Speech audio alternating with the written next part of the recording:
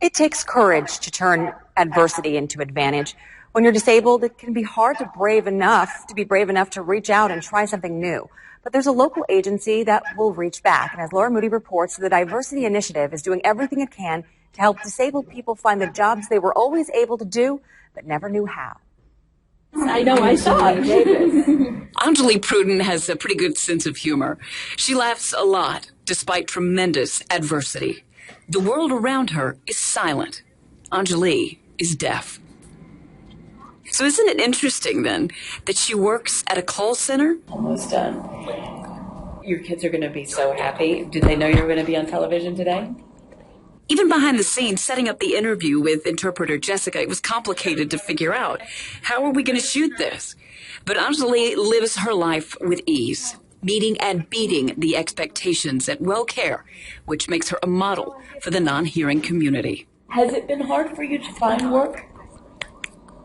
Yes, it has. Because whole place is so they're scared to hire a person with a disability because you're not sure if they can do the work or if there'll be too much money. And she can do the work all right. She's a single mother of 2 kids with plenty of motivation. Daughter Kira and son Kaim. They're my heart. They're your heart. Yes. They're not hearing impaired, she jokes. Like most kids, they're hearing impaired.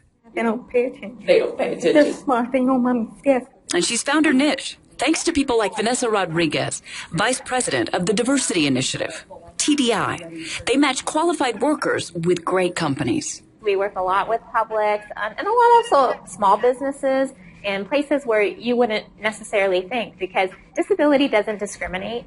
Companies like WellCare are increasingly putting an emphasis on diversity and inclusion. And Shannon Fries put every faith in her when she gave her the job. I actually had an opening, and it was specifically for an ASL candidate, which is American Sign Language. So I just reached out to my people in vocational rehab. Diversity Initiative is one of those. And that's how Anjali and I first met. We did a phone interview. She is amazing.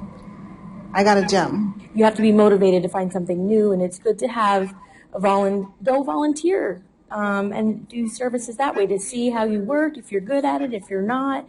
Laura Moody, Fox 13 News. There is a complimentary lunch and learning event for job seekers with disabilities on August 25th. It's at T. Pepin's Hospitality Center. Today is the last day to register, so you can do that by heading to tdiworks.org. Make sure you do that by 5 p.m.